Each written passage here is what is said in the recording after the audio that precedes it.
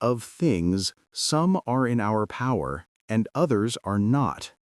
In our power are opinion, movement towards a thing, desire, aversion, and in a word, whatever are our own acts.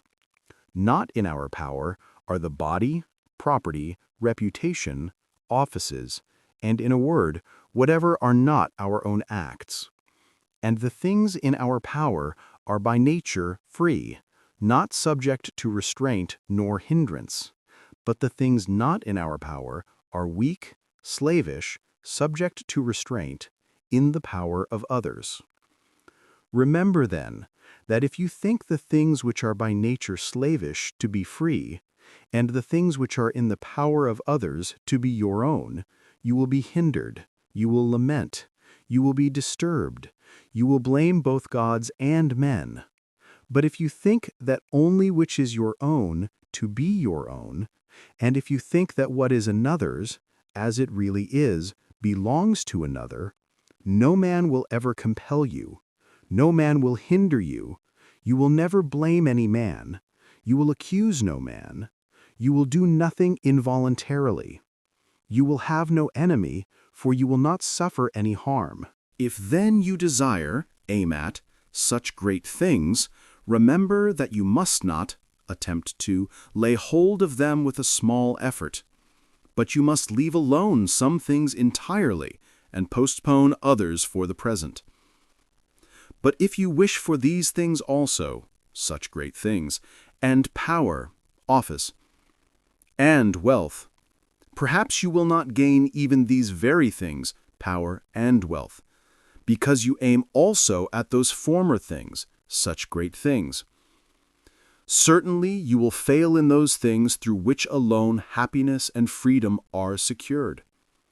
Straightway then practice saying to every harsh appearance, "You are an appearance, and in no manner what you appear to be." Then examine it by the rules which you possess, and by this first and chiefly, whether it relates to the things which are in our power, or to things which are not in our power. And if it relates to anything which is not in our power, be ready to say that it does not concern you. Remember that desire contains in it the profession, hope, of obtaining that which you desire, and the profession, hope, in aversion, turning from a thing, is that you will not fall into that which you attempt to avoid. And he who fails in his desire is unfortunate, and he who falls into that which he would avoid is unhappy. If then you attempt to avoid only the things contrary to nature, which are within your power, you will not be involved in any of the things which you would avoid. But if you attempt to avoid disease or death or poverty, you will be unhappy. Take away, then, aversion from all things which are not in our power, and transfer it to the things contrary to nature which are in our power. But destroy desire completely for the present. For if you desire anything which is not in our power, you must be unfortunate. But of the things in our power, and which it would be good to desire, nothing yet is before you. But employ only the power of moving towards an object and retiring from it, and these powers indeed only slightly, and with exceptions, and with remission. In everything which pleases the soul or supplies a want or is loved, remember to add this to the description, notion. What is the nature of each thing, beginning from the smallest? If you love an earthen vessel, say it is an earthen vessel which you love. For when it has been broken, you will not be disturbed. If you are kissing your child or wife, say that it is a human being whom you are kissing. For when the wife or child dies, you will not be disturbed. 4.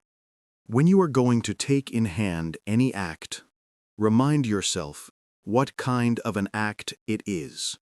If you are going to bathe, place before yourself what happens in the bath. Some splashing the water, others pushing against one another, others abusing one another, and some stealing. And thus, with more safety, you will undertake the matter if you say to yourself, "I now intend to bathe and to maintain my will in a manner conformable to nature, and so you will do in every act. For thus, if any hindrance to bathing shall happen, let this thought be ready. It was not this only that I intended, but I intended also to maintain my will in a way conformable to nature. But I shall not maintain it so, if I am vexed at what happens. 5. Men are disturbed not by the things which happen, but by the opinions about the things. For example, death is nothing terrible, for if it were, it would have seemed so to Socrates. For the opinion about death, that it is terrible, is the terrible thing. When then we are impeded or disturbed or grieved, let us never blame others, but ourselves, that is, our opinions. It is the act of an ill-instructed man to blame others for his own bad condition. It is the act of one who has begun to be instructed to lay the blame on himself, and of one whose instruction is completed neither to blame another nor himself. 6. Be not elated at any advantage, excellence, which belongs to another. If a horse, when he is elated, should say, I am beautiful, one might endure it. But when you are elated and say, I have a beautiful horse, you must know that you are elated at having a good horse. What then is your own? The use of appearances.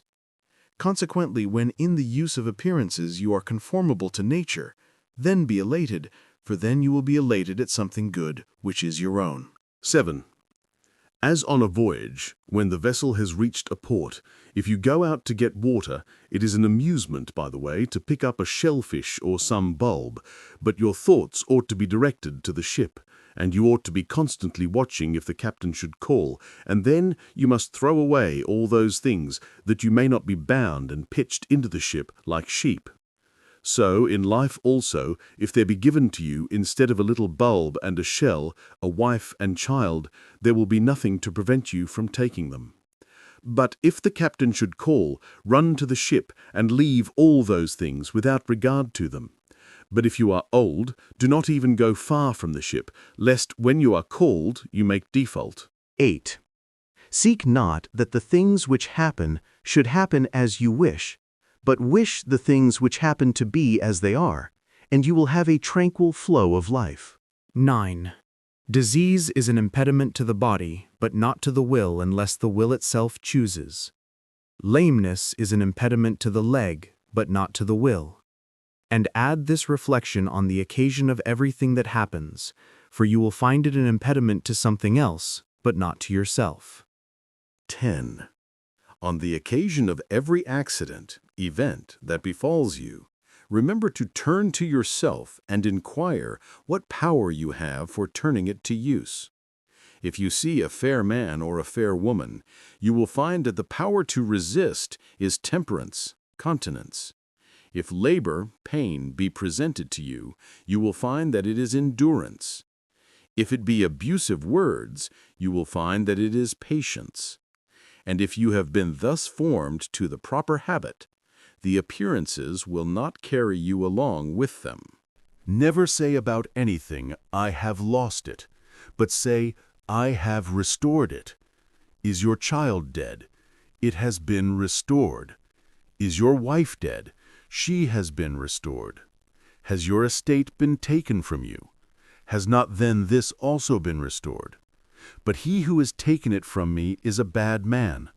But what is it to you by whose hands the giver demanded it back? So long as he may allow you, take care of it as a thing which belongs to another, as travelers do with their inn. 12. If you intend to improve, throw away such thoughts as these. If I neglect my affairs, I shall not have the means of living. Unless I chastise my slave, he will be bad. For it is better to die of hunger, and so to be released from grief and fear, than to live in abundance with perturbation. And it is better for your slave to be bad than for you to be unhappy.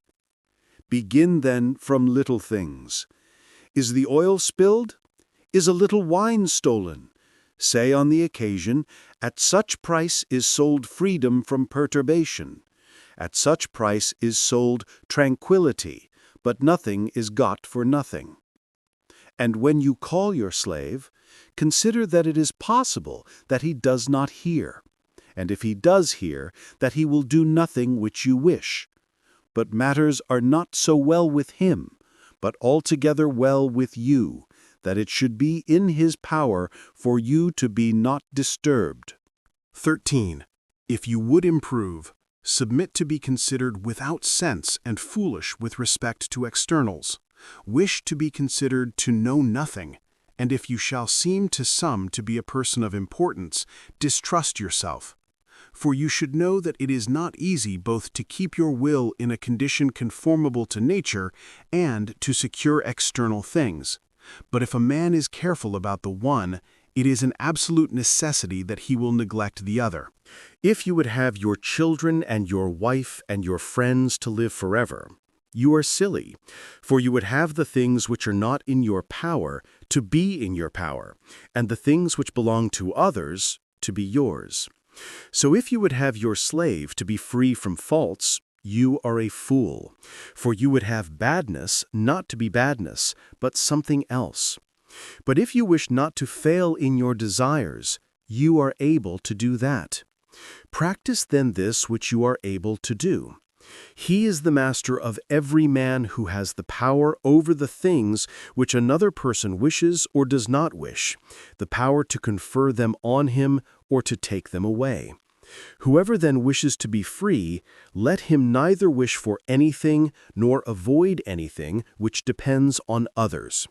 If he does not observe this rule, he must be a slave. 15. Remember that in life you ought to behave as at a banquet. Suppose that something is carried round and is opposite to you. Stretch out your hand and take a portion with decency. Suppose that it passes by you. Do not detain it. Suppose that it is not yet come to you. Do not send your desire forward to it, but wait till it is opposite to you. Do so with respect to children, so with respect to a wife, so with respect to magisterial offices, so with respect to wealth, and you will be sometime a worthy partner of the banquets of the gods. But if you take none of the things which are set before you, and even despise them, then you will be not only a fellow banqueter with the gods, but also a partner with them in power. For by acting thus, Diogenes and Heraclitus and those like them were deservedly divine, and were so called. 16. When you see a person weeping in sorrow, either when a child goes abroad, or when he is dead, or when the man has lost his property, take care that the appearance do not hurry you away with it, as if he were suffering in external things. But straightway make a distinction in your own mind, and be in readiness to say, it is not that which has happened that afflicts this man, for it does not afflict another, but it is the opinion about this thing which afflicts the man. So far as words, then, do not be unwilling to show him sympathy, and even if it happens so, to lament with him. But take care that you do not lament internally also. 17. Remember that thou art an actor in a play, of such a kind as the teacher, author, may choose. If short, of a short one. If long, of a long one. If he wishes you to act the part of a poor man, see that you act the part naturally. If the part of a lame man, of a magistrate, of a private person, do the same. For this is your duty, to act well the part that is given to you. But to select the part belongs to another. 18. When a raven has croaked inauspiciously, let not the appearance hurry you away with it, but straightway make a distinction in your mind and say, none of these things is signified to me, but either to my poor body, or to my small property, or to my reputation, or to my children, or to my wife. But to me all significations are auspicious if I choose. For whatever of these things results, it is in my power to derive benefit from it. 19. You can be invincible if you enter into no contest in which it is not in your power to conquer. Take care then when you observe a man honored before others, or possessed of great power, or highly esteemed for any reason, not to suppose him happy, and be not carried away by the appearance. For if the nature of the good is in our power, neither envy nor jealousy will have a place in us. But you yourself will not wish to be a general or senator, prytanis, or consul, but a free man. And there is only one way to this, to despise, care not for, the things which are not in our power. Remember that it is not he who reviles you or strikes you, who insults you, but it is your opinion about these things as being insulting. When then a man irritates you, you must know that it is your own opinion which has irritated you. Therefore, especially try not to be carried away by the appearance. For if you once gain time and delay, you will more easily master yourself. 21. Let death and exile and every other thing which appears dreadful be daily before your eyes, but most of all, death. And you will never think of anything mean, nor will you desire anything extravagantly. 22. If you desire philosophy, prepare yourself from the beginning to be ridiculed, to expect that many will sneer at you and say, "He has all at once returned to us as a philosopher, and whence does he get this supercilious look for us?" Do you not show a supercilious look, but hold on to the things which seem to you best as one appointed by God to this station. And remember that if you abide in the same principles, these men who first ridiculed will afterwards admire you. But if you shall have been overpowered by them, you will bring on yourself double ridicule. 23. If it should ever happen to you to be turned to externals in order to please some person, you must know that you have lost your purpose in life. Be satisfied, then, in everything with being a philosopher, and if you wish to seem also to any person to be a philosopher, appear so to yourself, and you will be able to do this. 24. Let not these thoughts afflict you. I shall live unhonored and be nobody nowhere. For if want of honor, atimia, is an evil, you cannot be an evil through the means, fault, of another, any more than you can be involved in anything base. Is it then your business to obtain the rank of a magistrate, or to be received at a banquet? By no means. How then can this be want of honor? And how will you be nobody nowhere, when you ought to be somebody in those things only which are in your power, in which indeed it is permitted to you to be a man of the greatest worth? But your friends will be without assistance? What do you mean by being without assistance? They will not receive money from you, nor will you make them Roman citizens. Who then told you that these are among the things which are in our power and not in the power of others? And who can give to another what he has not himself? Acquire money then, your friends say, that we also may have something. If I can acquire money and also keep myself modest and faithful and magnanimous, point out the way and I will acquire it. But if you ask me to lose the things which are good and my own, in order that you may gain the things which are not good, see how unfair and silly you are? Besides, which would you rather have, money or a faithful and modest friend? For this end, then, rather help me to be such a man, and do not ask me to do this by which I shall lose that character. But my country, you say, as far as it depends on me, will be without my help. I ask again, what help do you mean? It will not have porticos or baths through you. And what does this mean? For it is not furnished with shoes by means of a smith, nor with arms by means of a shoemaker. But it is enough if every man fully discharges the work that is his own. And if you provided it with another citizen faithful and modest, would you not be useful to it? Yes. Then you also cannot be useless to it. What place then, you say, shall I hold in the city? Whatever you can, if you maintain at the same time your fidelity and modesty. But if, when you wish to be useful to the state, you shall lose these qualities, what profit could you be to it, if you are made shameless and faithless? Has any man been preferred before you at a banquet, or in being saluted, or in being invited to a consultation? If these things are good, you ought to rejoice that he has obtained them. But if bad, be not grieved because you have not obtained them. And remember that you cannot, if you do not the same things in order to obtain what is not in our own power, be considered worthy of the same equal things. For how can a man obtain an equal share with another when he does not visit a man's doors as that other man does, when he does not attend him when he goes abroad as the other man does, when he does not praise or flatter him as another does? You will be unjust then and insatiable if you do not part with the price in return for which those things are sold, and if you wish to obtain them for nothing. Well, what is the price of lettuces?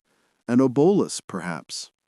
If then a man gives up the obolus and receives the lettuces, and if you do not give up the obolus and do not obtain the lettuces, do not suppose that you receive less than he who has got the lettuces. For as he has the lettuces, so you have the obolus which you did not give. In the same way, then, in the other matter also, you have not been invited to a man's feast, for you did not give to the host the price at which the supper is sold. But he sells it for praise, or flattery. He sells it for personal attention. Give then the price, if it is for your interest, for which it is sold. But if you wish both not to give the price and to obtain the things, you are insatiable and silly. Have you nothing then in place of the supper? You have indeed. You have the not flattering of him, whom you did not choose to flatter. You have the not enduring of the man when he enters the room. 26. We may learn the will of nature from the things in which we do not differ from one another. For instance, when your neighbor's slave has broken his cup or anything else, we are ready to say forthwith that it is one of the things which happen. You must know then that when your cup also is broken, you ought to think as you did when your neighbor's cup was broken. Transfer this reflection to greater things also. Is another man's child or wife dead? There is no one who would not say this is an event incident to man. But when a man's own child or wife is dead, forthwith he calls out, "Woe to me, how wretched I am!" But we ought to remember how we feel when we hear that it has happened to others. As a mark is not set up for the purpose of missing the aim, so neither does the nature of evil exist in the world. 28. If any person was intending to put your body in the power of any man whom you fell in with on the way, you would be vexed. But that you put your understanding in the power of any man whom you meet, so that if he should revile you, it is disturbed and troubled. Are you not ashamed at this? 29. In every act observe the things which come first and those which follow it, and so proceed to the act. If you do not, at first you will approach it with alacrity, without having thought of the things which will follow. But afterwards, when certain base, ugly things have shown themselves, you will be ashamed. A man wishes to conquer at the Olympic Games. I also wish, indeed, for it is a fine thing. But observe both the things which come first and the things which follow, and then begin the act. You must do everything according to rule, eat according to strict orders, abstain from delicacies, exercise yourself as you are bid at appointed times. In heat, in cold, you must not drink cold water, nor wine as you choose. In a word, you must deliver yourself up to the exercise master as you do to the physician, and then proceed to the contest. And sometimes you will strain the hand, put the ankle out of joint, swallow much dust, sometimes be flogged, and after all this, be defeated. When you have considered all this, if you still choose, go to the contest. If you do not, you will behave like children, who at one time play at wrestlers, another time as flute players, again as gladiators, then as trumpeters, then as tragic actors. So you also will be at one time an athlete, at another a gladiator, then a rhetorician, then a philosopher. But with your whole soul you will be nothing at all. But like an ape you imitate everything that you see, and one thing after another pleases you. For you have not undertaken anything with consideration, nor have you surveyed it well, but carelessly and with cold desire. Thus, some who have seen a philosopher, and having heard one speak as Euphrates speaks, and who can speak as he does, they wish to be philosophers themselves also. My man, first of all, consider what kind of thing it is, and then examine your own nature if you are able to sustain the character. Do you wish to be a pentathlete or a wrestler? Look at your arms, your thighs. Examine your loins. For different men are formed by nature for different things. Do you think that if you do these things, you can eat in the same manner, drink in the same manner, and in the same manner loathe certain things? You must pass sleepless nights, endure toil, go away from your kinsmen, be despised by a slave, in everything have the inferior part, in honor, in office, in the courts of justice, in every little matter? Consider these things, if you would exchange for them freedom from passions, liberty, tranquility. If not, take care that, like little children, you be not now a philosopher, then a servant of the publicani, then a rhetorician, then a procurator, manager for Caesar. These things are not consistent. You must be one man, either good or bad. You must either cultivate your own ruling faculty for external things, you must either exercise your skill on internal things or on external things. That is, you must either maintain the position of a philosopher or that of a common person. 30. Duties are universally measured by relations. Is a man a father? The precept is to take care of him, to yield to him in all things, to submit when he is reproachful, when he inflicts blows. But suppose that he is a bad father. Were you then by nature made akin to a good father? No, but to a father. Does a brother wrong you? Maintain then your own position toward him, and do not examine what he is doing, but what you must do that your will shall be conformable to nature. For another will not damage you unless you choose, but you will be damaged then when you shall think that you are damaged. In this way, then, you will discover your duty from the relation of a neighbor, from that of a citizen, from that of a general, if you are accustomed to contemplate the relations. 31. As to piety towards the gods, you must know that this is the chief thing, to have right opinions about them, to think that they exist, and that they administer the all well and justly. And you must fix yourself in this principle, duty, to obey them and to yield to them in everything which happens, and voluntarily to follow it as being accomplished by the wisest intelligence. For if you do so, you will never either blame the gods, nor will you accuse them of neglecting you. And it is not possible for this to be done in any other way than by withdrawing from the things which are not in our power, and by placing the good and the evil only in those things which are in our power. For if you think that any of the things which are not in our power is good or bad, it is absolutely necessary that, when you do not obtain what you wish, and when you fall into those things which you do not wish, you will find fault and hate those who are the cause of them. For every animal is formed by nature to this, to fly from and to turn from the things which appear harmful and the things which are the cause of the harm, but to follow and admire the things which are useful and the causes of the useful. It is impossible, then, for a person who thinks that he is harmed to be delighted with that which he thinks to be the cause of the harm, as it is also impossible to be pleased with the harm itself. For this reason also, a father is reviled by his son, when he gives no part to his son of the things which are considered to be good. And it was this which made Polynices and Eteocles enemies, the opinion that royal power was a good. It is for this reason that the cultivator of the earth reviles the gods. For this reason the sailor does, and the merchant, and for this reason those who lose their wives and their children. For where the useful, your interest, is, there also piety is. Consequently, he who takes care to desire as he ought, and to avoid ekklinen as he ought, at the same time also cares after piety. But to make libations, and to sacrifice, and to offer first fruits according to the custom of our fathers, purely, and not meanly, nor carelessly, nor scantily, nor above our ability, is a thing which belongs to all to do. 32.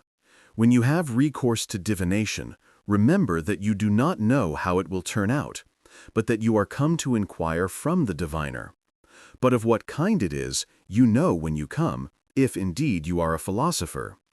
For if it is any of the things which are not in our power, it is absolutely necessary that it must be neither good nor bad.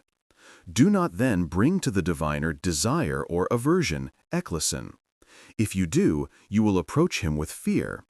But, having determined in your mind that everything which shall turn out, result, is indifferent and does not concern you, and whatever it may be, for it will be in your power to use it well, and no man will hinder this, come then with confidence to the gods as your advisers. And then, when any advice shall have been given, remember whom you have taken as advisers, and whom you will have neglected if you do not obey them. And go to divination, as Socrates said that you ought, about those matters in which all the inquiry has reference to the result, and in which means are not given either by reason nor by any other art for knowing the thing which is the subject of the inquiry. Wherefore, when we ought to share a friend's danger, or that of our country, you must not consult the diviner whether you ought to share it. For even if the diviner shall tell you that the signs of the victims are unlucky, it is plain that this is a token of death, or mutilation of part of the body, or of exile. But reason prevails that even with these risks we should share the dangers of our friend and of our country. Therefore, attend to the greater diviner, the Pythian god, who ejected from the temple him who did not assist his friend when he was being murdered. 33. Immediately prescribe some character and some form to yourself, which you shall observe both when you are alone and when you meet with men. And let silence be the general rule, or let only what is necessary be said, and in few words. And rarely, and when the occasion calls, we shall say something, but about none of the common subjects, not about gladiators, nor horse races, nor about athletes, nor about eating or drinking, which are the usual subjects, and especially not about men, as blaming them or praising them, or comparing them. If then you are able, bring over by your conversation the conversation of your associates to that which is proper. But if you should happen to be confined to the company of strangers, be silent. Let not your laughter be much, nor on many occasions, nor excessive. Refuse altogether to take an oath, if it is possible. If it is not, refuse as far as you are able. Avoid banquets which are given by strangers and by ignorant persons. But if ever there is occasion to join in them, let your attention be carefully fixed, that you slip not into the manners of the vulgar, the uninstructed. For you must know that if your companion be impure, he also who keeps company with him must become impure, though he should happen to be pure. Take, apply, the things which relate to the body as far as the bare use, as food, drink, clothing, house, and slaves, but exclude everything which is for show or luxury. As to pleasure with women, abstain as far as you can before marriage, but if you do indulge in it, do it in the way which is conformable to custom. Do not, however, be disagreeable to those who indulge in these pleasures or reprove them, and do not often boast that you do not indulge in them yourself. If a man has reported to you that a certain person speaks ill of you, do not make any defense, answer, to what has been told you, but reply, "The man did not know the rest of my faults, for he would not have mentioned these only." It is not necessary to go to the theaters often, but if there is ever a proper occasion for going, do not show yourself as being a partisan of any man except yourself. That is, desire only that to be done which is done, and for him only to gain the prize who gains the prize. for in this way you will meet with no hindrance. But abstain entirely from shouts and laughter at anything or person or violent emotions. And when you are come away, do not talk much about what has passed on the stage, except about that which may lead to your own improvement. For it is plain, if you do talk much, that you admired the spectacle more than you ought.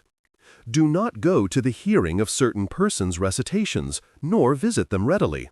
But if you do attend, observe gravity and sedativeness, and also avoid making yourself disagreeable. When you are going to meet with any person, and particularly one of those who are considered to be in a superior condition, place before yourself what Socrates or Zeno would have done in such circumstances, and you will have no difficulty in making a proper use of the occasion. When you are going to any of those who are in great power, place before yourself that you will not find the man at home, that you will be excluded, that the door will not be opened to you, that the man will not care about you. And if with all this it is your duty to visit him, bear what happens, and never say to yourself that it was not worth the trouble. For this is silly, and marks the character of a man who is offended by externals. In company, take care not to speak much and excessively about your own acts or dangers.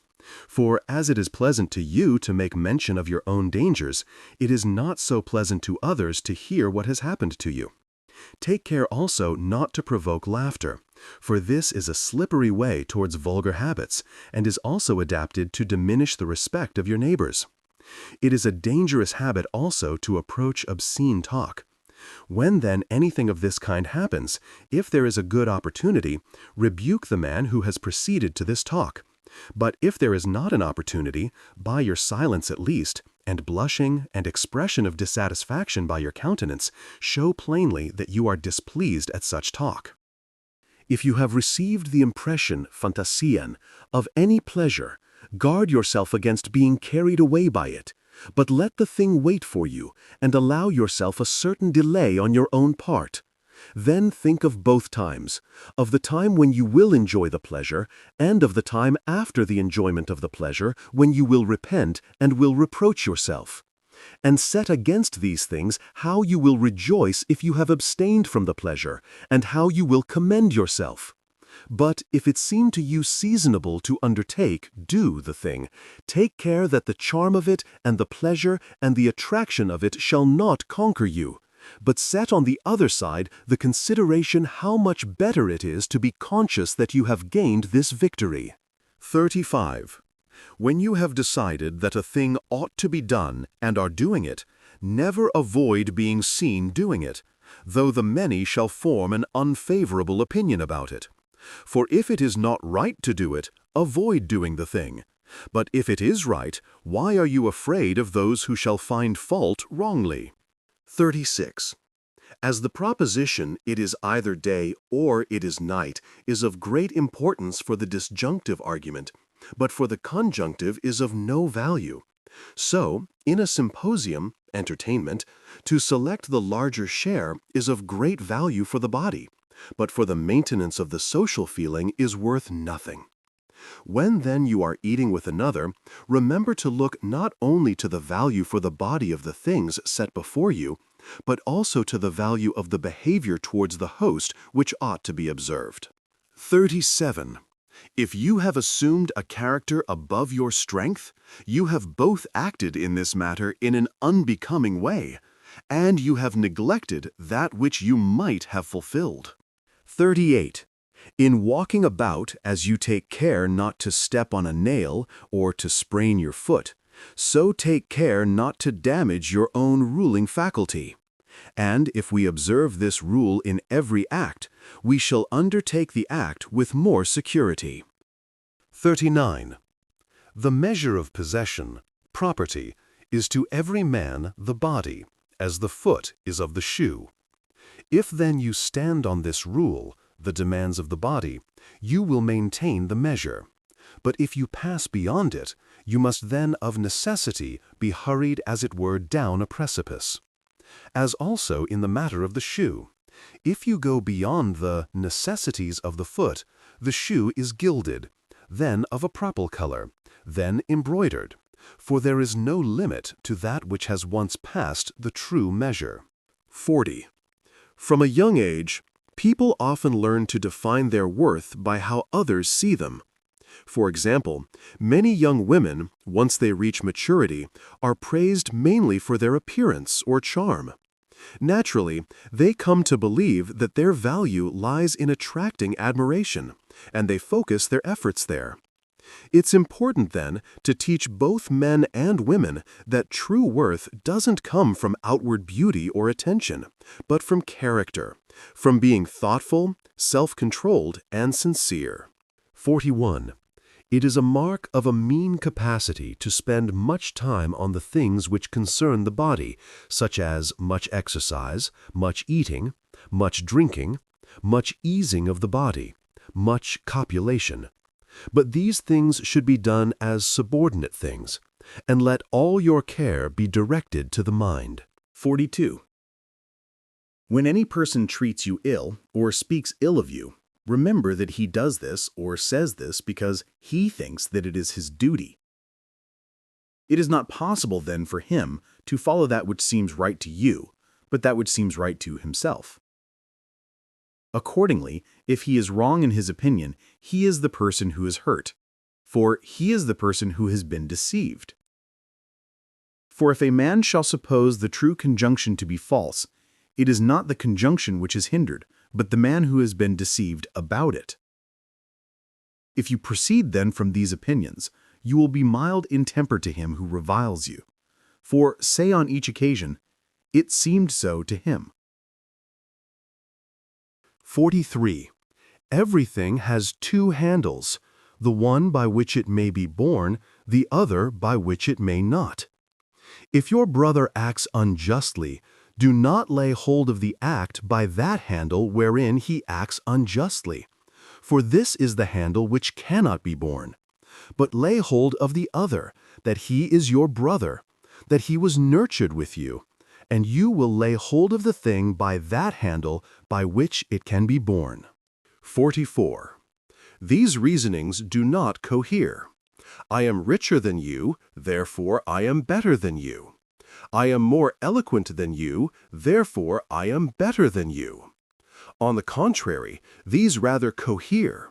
I am richer than you, therefore my possessions are greater than yours. I am more eloquent than you, therefore my speech is superior to yours. But you are neither possession nor speech. 45. Does a man bathe quickly, early? Do not say that he bathes badly, but that he bathes quickly. Does a man drink much wine? Do not say that he does this badly, but say that he drinks much. For before you shall have determined the opinion, how do you know whether he is acting wrong? Thus it will not happen to you to comprehend some appearances which are capable of being comprehended, but to assent to others. 46. On no occasion call yourself a philosopher, and do not speak much among the uninstructed about theorems, philosophical rules, precepts, but do that which follows from them. For example, at a banquet, do not say how a man ought to eat, but eat as you ought to eat. For remember that in this way Socrates also altogether avoided ostentation. Persons used to come to him and ask to be recommended by him to philosophers, and he used to take them to philosophers. So easily did he submit to being overlooked. Accordingly, if any conversation should arise among uninstructed persons about any theorem, generally be silent, for there is great danger that you will immediately vomit up what you have not digested. And when a man shall say to you that you know nothing, and you are not vexed, then be sure that you have begun the work of philosophy. For even sheep do not vomit up their grass and show to the shepherds how much they have eaten. But when they have internally digested the pasture, they produce externally wool and milk.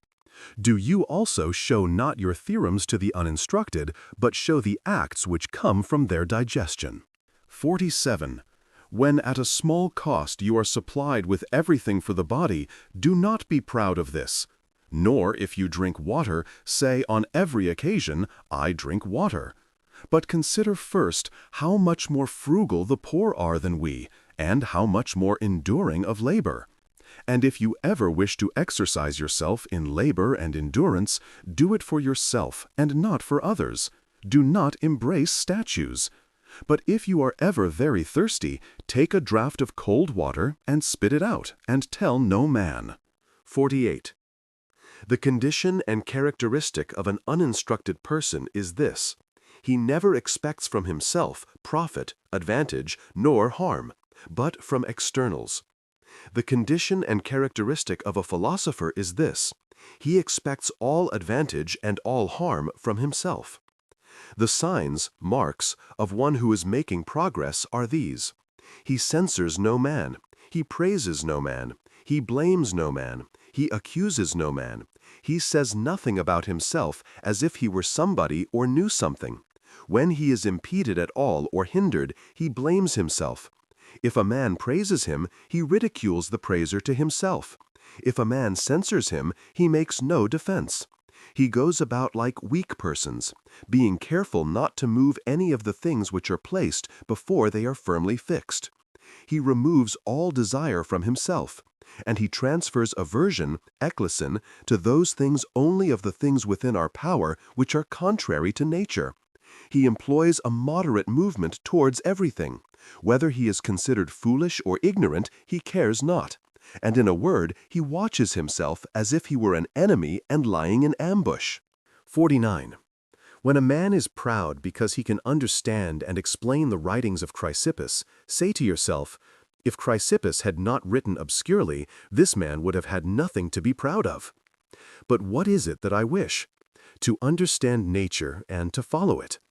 I inquire, therefore, who is the interpreter, and when I have heard that it is Chrysippus, I come to him, the interpreter. But I do not understand what is written, and therefore I seek the interpreter. And so far there is yet nothing to be proud of. But when I shall have found the interpreter, the thing that remains is to use the precepts, the lessons. This itself is the only thing to be proud of. But if I shall admire the exposition, what else have I been made unless a grammarian instead of a philosopher? Except in one thing, that I am explaining Chrysippus instead of Homer. When then any man says to me, read Chrysippus to me, I rather blush when I cannot show my acts like to and consistent with his words. 50. Whatever things, rules, are proposed to you for the conduct of life, abide by them, as if they were laws, as if you would be guilty of impiety if you transgressed any of them. And whatever any man shall say about you, do not attend to it, for this is no affair of yours. 51. How long will you then still defer thinking yourself worthy of the best things, and in no matter transgressing the distinctive reason? Have you accepted the theorems, rules, which it was your duty to agree to, and have you agreed to them? What teacher then do you still expect that you defer to him the correction of yourself? You are no longer a youth, but already a full-grown man. If then you are negligent and slothful, and are continually making procrastination after procrastination, and proposal, intention, after proposal, and fixing day after day, after which you will attend to yourself, you will not know that you are not making improvement, but you will continue ignorant, uninstructed, both while you live and till you die. Immediately then think it right to live as a full-grown man, and one who is making proficiency, and let everything which appears to you to be the best be to you a law which must not be transgressed. And if anything laborious or pleasant or glorious or inglorious be presented to you, remember that now is the contest, now are the Olympic Games, and they cannot be deferred, and that it depends on one defeat and one giving way that progress is either lost or maintained. Socrates in this way became perfect, in all things improving himself, attending to nothing except to reason. But you, though you are not yet a Socrates, ought to live as one who wishes to be a Socrates. 52. The first and most necessary place, part, topos, in philosophy is the use of theorems, precepts, theoremata. For instance, that we must not lie. The second part is that of demonstrations. For instance, how is it proved that we ought not to lie? The third is that which is confirmatory of these two and explanatory. For example, how is this a demonstration? For what is demonstration? What is consequence? What is contradiction? What is truth? What is falsehood? The third part, topic, is necessary on account of the second, and the second on account of the first. But the most necessary, and that on which we ought to rest, is the first. But we do the contrary, for we spend our time on the third topic, and all our earnestness is about it, but we entirely neglect the first. Therefore we lie, but the demonstration that we ought not to lie we have ready to hand. 53. In everything, circumstance, we should hold these maxims ready to hand. Lead me, O Zeus, and thou, O Destiny, the way that I am bid by you to go. To follow I am ready. If I choose not, I make myself a wretch, and still must follow. But whoso nobly yields unto necessity, we hold him wise, and skilled in things divine. And the third also, O Credo, if so it pleases the gods, so let it be. Anytus and Miletus are able indeed to kill me, but they cannot harm me.